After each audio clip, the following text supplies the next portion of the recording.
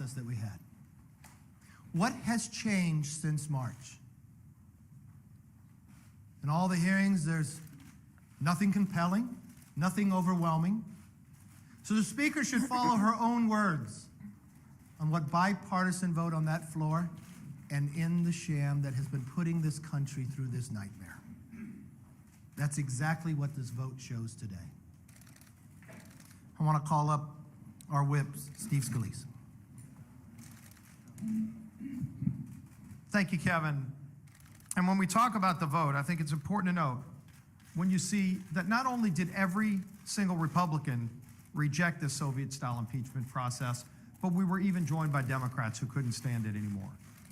If you look at where we are right now, we're at an important point in history.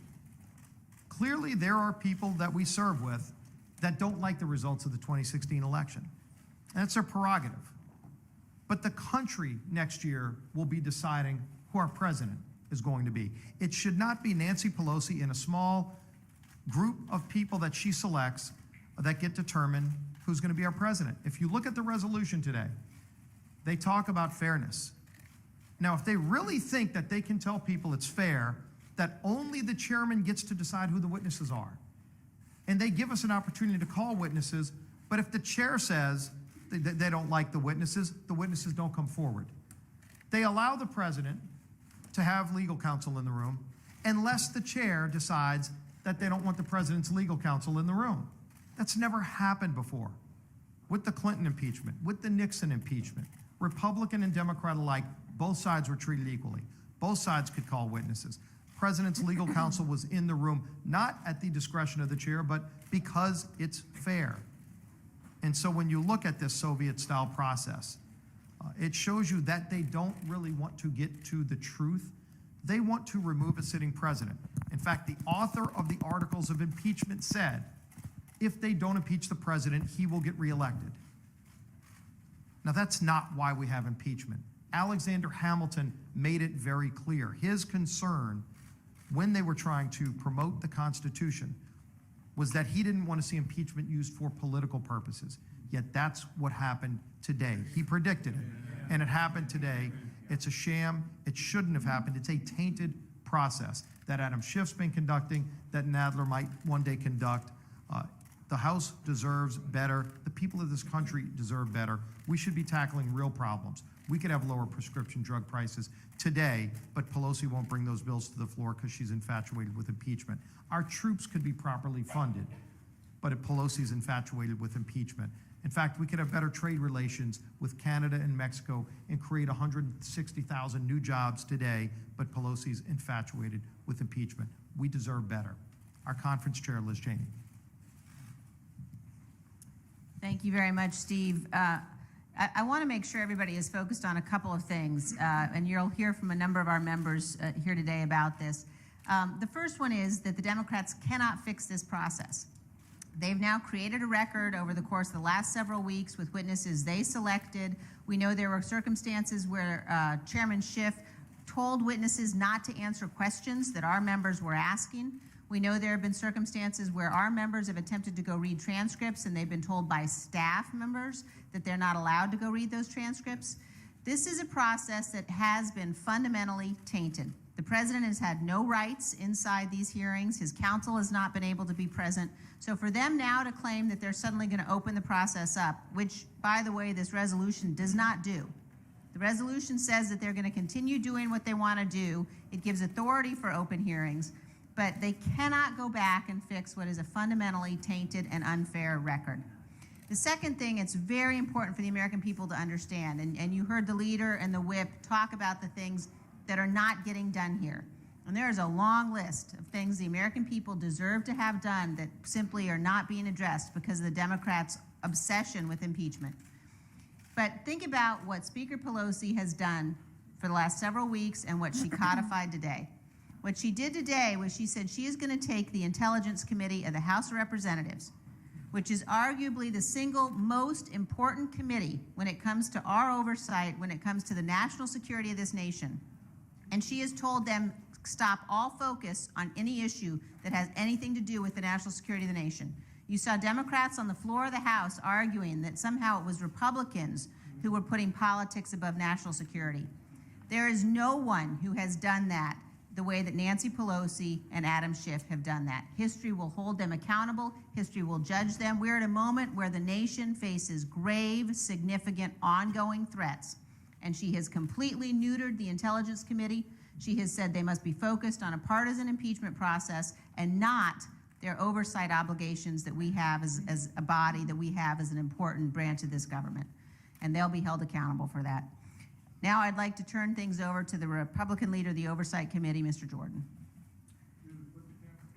Thank you, Liz. I want y'all to think about something. This morning, I was in an impeachment deposition, but then had to leave that to come to the floor for a vote on the rules for impeachment. That's what, that says it all about this entire process, and it is a sad day. It really is for this country. What the Democrats have put our nation through for now almost 4 years. You go back to July of 2016 when they opened an investigation into the president, then candidate Trump, and spied on 2 American citizens associated with the presidential campaign. I bet that has never happened in American history, but that happened in 2016. And all we went through with the whole Mueller thing, and now this. And now this today. This, as the whip has said, this entire sham process, it is 4 facts have never changed and they will never change. 4 fundamental facts. We have the transcript. There is no conditions in the transcript. There's no quid pro quo in the transcript. Even the day after the call came out, Democratic chairmen were saying, well, there's no quid pro quo there, but we're going to keep on doing what they've been putting our country through. Second, the 2 individuals on the call both have said, President Trump, President Zelensky have both said there was no pressure, no pushing, nothing. Third, the Ukrainians didn't know 8 had been held up at the time of the phone call. And fourth, and most important, what action did they take? What action did President Zelensky take or the Ukrainians take to ever free up the aid that was held up? They did nothing. No statement, no announcement of any type of event. Those facts have never changed, will never change, but they don't care. They are trying to impeach the President of the United States less than 13 months before an election based on an anonymous whistleblower with no firsthand knowledge who has a bias against the president. It's reported that the whistleblower worked with Vice President Biden, and on it goes. The American people see this for what it is because the American people are fair people, they are just people, they are people with common sense, and they will not tolerate this.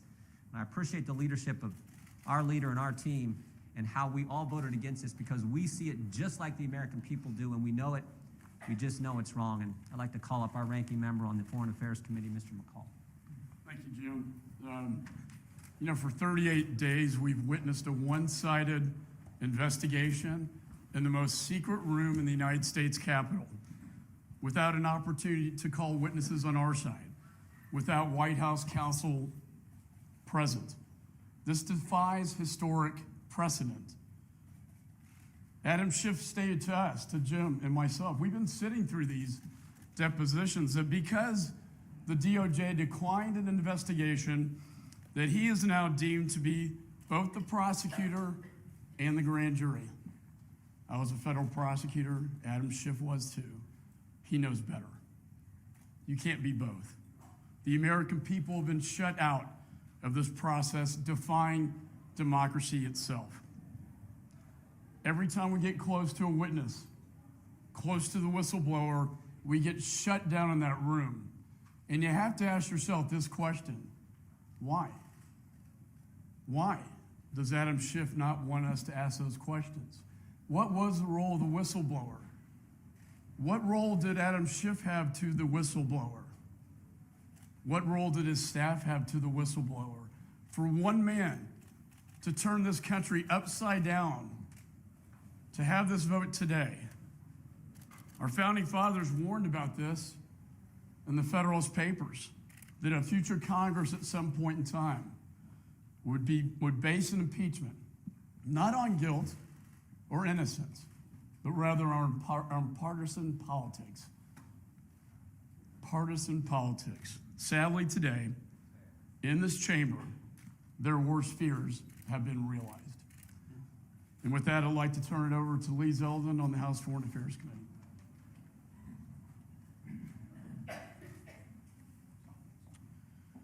Well, in a way, you could say congratulations to Nancy Pelosi. She wanted a bipartisan vote on her impeachment inquiry resolution. She got it. It was a bipartisan vote against her impeachment inquiry resolution. There are a number of other Democrats who chose to vote the wrong way, who should have voted no, and they won't be here to serve with us anymore come January of 2021. Nancy Pelosi, as the leader of her conference, has chosen to sacrifice a few of her own members. Those members are going to lose for all of the right reasons. Because, as we've seen during this past vote, staffers were running around the Democratic side of the aisle begging members, don't cheer, don't clap. The eagerness, the happiness that Democrats have and their enraged liberal activist base at home has to rip the country in half. We're here. Steve Scalise just talked about wanting to unite our country, to work together to be able to pass USMCA, to reduce the cost of prescription drugs. But instead, we have colleagues who have gavels who are eagerly ripping our country in half. We've been saying for weeks that not only should there have been a vote to launch an impeachment inquiry, but that vote should ensure that the transcripts are released, ensure that Republicans are able to call witnesses, that there should be an equal allocation of staffing, that the president's counsel should be present at these hearings in order to cross-examine witnesses and present evidence. Every single thing that we've been saying over the course of the last few weeks on those points aren't here in this resolution. Now, Adam Schiff, as Mike McCall just pointed out, is the prosecutor, the judge, the jury, the chief strategist for lying and leaking. A couple days ago, he crossed into this new territory called witness coaching, and he wasn't very good at it. And it's not just getting close to the whistleblower. Get this, the jurisdiction of the Intelligence Committee is to look into intelligence-related matters. But Adam Schiff decided 2 days ago in his most recent rule change that in no way, shape, or form can you ask any question that has anything to do with the intelligence community. Now, you all are being used. Some of you are happy about it, some of you are not. But many of you are reporting 0% of the story. There was one story that came out yesterday in Politico that was filled with falsehoods. Just somebody lied to you. I watched CNN last night and I saw a host, one allegation after another, say stuff that just was not true. Your sources, those Dems in that bunker, are trying to create a narrative because Adam Schiff aspires to write the world's greatest parody. And I'll tell you what, right now, as we're here, 2 floors below us, in the bunker, Adam Schiff's bunker in the Capitol basement, Adam Schiff is tearing up his parody. He's going to have to rewrite it. Why is that? Well, we can't talk about, they say, the substance of the depositions, but I'll tell you, isn't it kind of curious that you don't know what's going on today with Tim Morrison in his deposition? Why is it that you don't have the information, the opening statements? He was Alex Vinneman's boss. On the substance, as Jim Jordan just pointed out, the Ukraine aid was not even known to be held up by Ukraine. They did not say anything to us until just before it was released. And then it was released. And as Jim Jordan pointed out, guess what Ukraine had to do in order to get that hold released? Nothing. Now, Adam Schiff needs to release all the transcripts right now. Yes. On behalf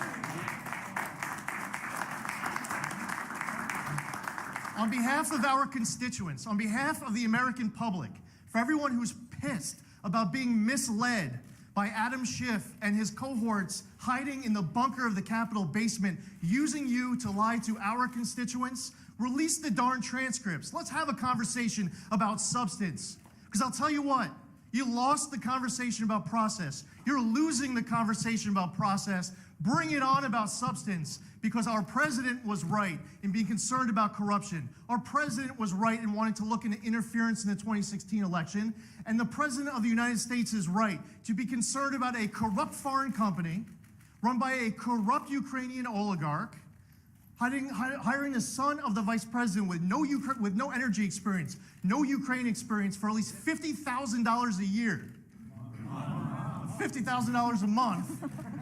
And then the vice president of the United States, who was literally the most conflicted person out in the Obama administration to be running point with Ukraine, goes over to Ukraine and threatens the loss of $1 billion if they don't immediately fire the prosecutor who had an open investigation into Burisma and Zlochevsky. And I don't believe that Zlochevsky, Burisma, Joe Biden, Hunter Biden should be immune from scrutiny just because Joe Biden is running for president. And if that's not illegal, it should be illegal.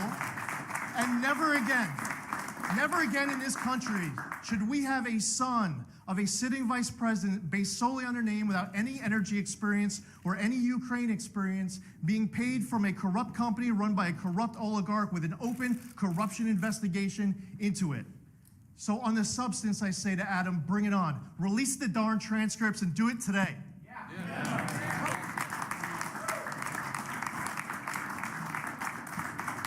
And now I'd like to ask the Republican leader of the Judiciary Committee to join us, Mr. Collins. Thank you, everyone. What you've heard so far is very true, but as I said on the floor today, what you saw in the House was a very dark cloud falling upon this democracy. Even more is falling upon the House, because what is happening here, and Mr. McGovern had the audacity to stand there today and say all Republicans want to do is argue about process, they don't want to argue about substance. I think our leadership team and others have said today that's not true. But let me also say something to Mr. McGovern. Process leads to substance. When you screw up the process, then you're looking for an answer you've already determined. Notice what they've done. We're only putting it in Adam Schiff's purview right now. We've already heard how that's unprecedented. But I'm going to go to the committee that has always historically been the committee of impeachment. And the impeachment committee should be the Judiciary Committee. If you want to do this right, then, Madam Speaker, do it right. Do not lie to the American people and say these procedures put up are the same as Nixon and Clinton. I challenged the rules chairman today to say if you wanted to have that argument, then I'll have that argument. Give us plenty of time, and I'll guarantee you I will win. Why? Because we're right. 900 precedents in Clinton and Nixon. I saw 8 pages the other day.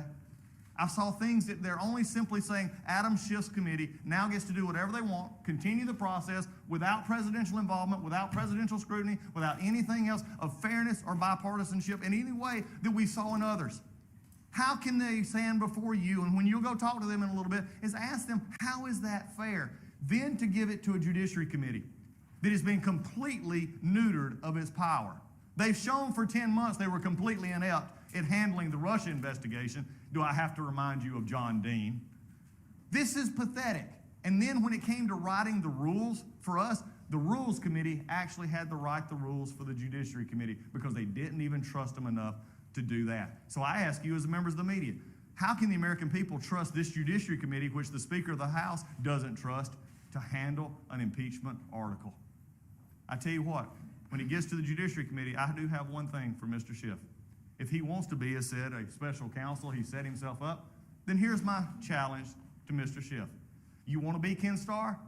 Be Ken Starr. Come to the Judiciary Committee, be the first witness, and take every question asked of you. Starting with your own involvement with the whistleblower. Folks, this ain't over. Get ready. The cloud that is dropping will be dropping on their heads because process matters and substance will always win out in the end, and this president has nothing to worry about on substance. I yield back.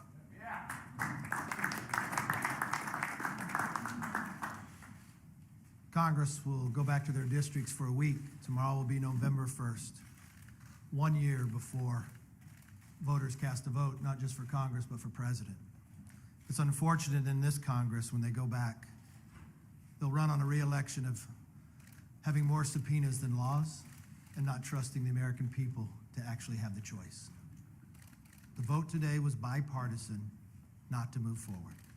We have a Speaker of the House who said that impeachment would drive the country apart and it'd have to be bipartisan. It was one clear voice on where this Congress believes this should go. There's nothing the president did to be impeached. It's simply based upon election. that was in 2016 they would not accept. Questions? You say that process leads to substance. The president is now asking all of you to defend him against the substance of these allegations. Will you do that? Will you all go on the record and say that the president did nothing inappropriate? Very clear, yes. And I think you heard members up here being very clear. The question that Adam Schiff brought forth to us after he lied the first time and put America through the nightmare of the Mueller investigation was now that the administration was withholding a whistleblower. That there was a phone call, that there was quid pro quo. Now unheard of, you had a president release the transcript of the phone call. We now found after the fact that Adam Schiff and his staff actually met with the whistleblower. The only person in this Congress who knows who the whistleblower is Adam Schiff. The only person who's withholding the whistleblower from coming forward is Adam Schiff. We look at the phone call, for quid pro quo, somebody has to take an action for another. There's nothing in that phone call that is wrong or impeachable. If you had the transcripts that we've been going for more than 3 weeks, that no one's been able to read, you would again go forward with wondering why this is moving forward. No one, is my understanding down there, has ever said there was a quid pro quo. For the same fear that Hamilton said more than 200 years ago is what came forth today. So this isn't about the Republican Party. This is about the Republic. No one should ever go through this again. We believe in the rule of law, but unfortunately in Nancy's house, we do not. So are you okay now setting precedent that any future president, Republican or Democrat, can ask a foreign leader to investigate their political rival? Every single day, our government works with another government to solve cases. What the president asked for was an open case that the Attorney General was already investigating. It is nothing about the future, it's about something that happened. It's something that the entire country wants to know and get to the bottom of. That we had just gone through 2 years of a nightmare. Why did that happen? Wouldn't you want to know that answer? Even as a journalist, I believed you would be craving to know that answer. And yes, when we use taxpayers' money, I want their accountability. This is precious money that is taken from working taxpayers. I want accountability about it. And the Ukraine did nothing for the money to be released. So again, when Adam Schiff looked into the American public and lied that he did not know who he was, and taking us down a new nightmare, haven't we learned from the first time? Why will we do this? We're 1 year away from an election. Yes. Last question. Every Republican voted with you guys today, And 2 Democrats. and two Democrats. Can you guarantee that there will be no GOP defections if and when articles of impeachment comes forward? Look, the one thing the Republicans always believed on, show us the truth, and we always vote based upon the facts. When you want to ask every single Democrat who voted today to justify everything that has already happened down in that bunker that they have not read, ask me why they voted that way. Or why don't you ask the number of Democrats who voted for impeachment twice before the Mueller report ever came forward? Ask me what was impeachable at that moment. Ask me every single member of Congress that now has a transcript of a phone call. What is the impeachable offense? So I'll make you this one promise. Republicans believe in the Constitution. We believe in the rule of law, and that's why we're standing here today, and that's why the bipartisan vote in the U.S. House of Representatives was no. Thank you very much.